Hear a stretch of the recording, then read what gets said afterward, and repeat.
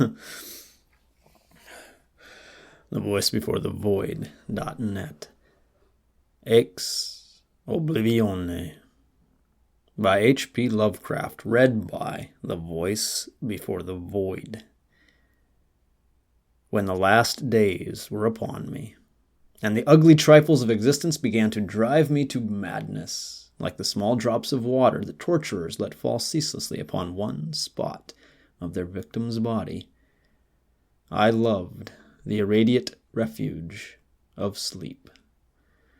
In my dreams I found a little of the beauty I had vainly sought in life, and wandered through old gardens and enchanted woods.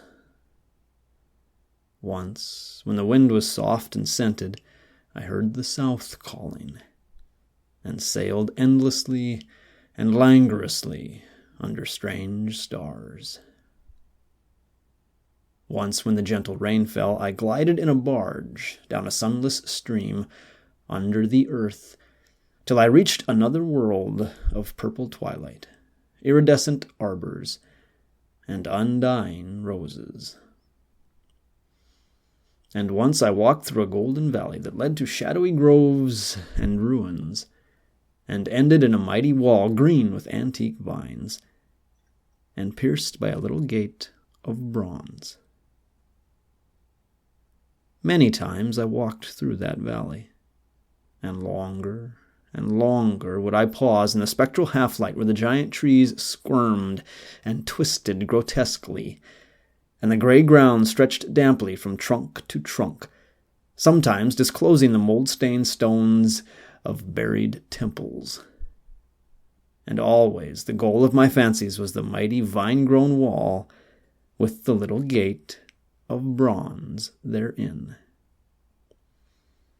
After a while, as the days of waking became less and less bearable from their grayness and sameness, I would often drift in opiate peace through the valley and the shadowy groves, and wonder how I might seize them for my eternal dwelling place, so that I need no more crawl back to a dull world stripped of interest and new colors.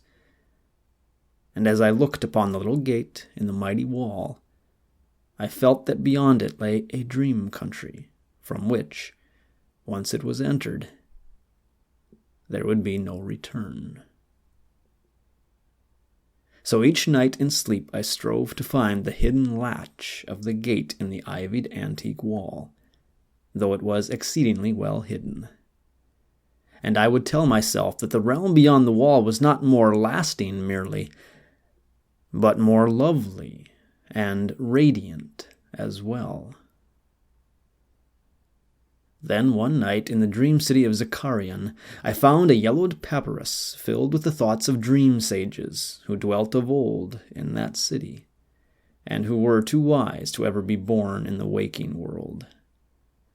Therein were written many things concerning the world of dream, and among them was lore of a golden valley, and a sacred grove with temples, and a high wall pierced by a little bronze gate. When I saw this lore, I knew that it touched on the scenes I had haunted, and I therefore read long in the yellowed papyrus. Some of the dream sages wrote gorgeously of the wonders beyond the irrepassable gate, but others told of horror and disappointment.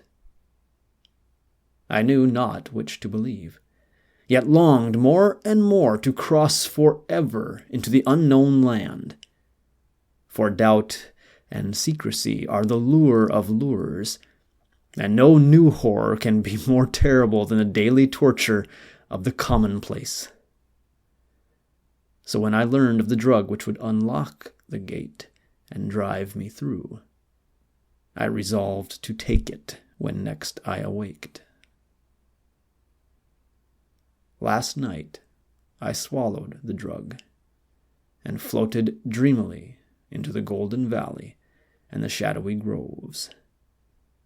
And when I came this time to the antique wall, I saw that the small gate of bronze was ajar.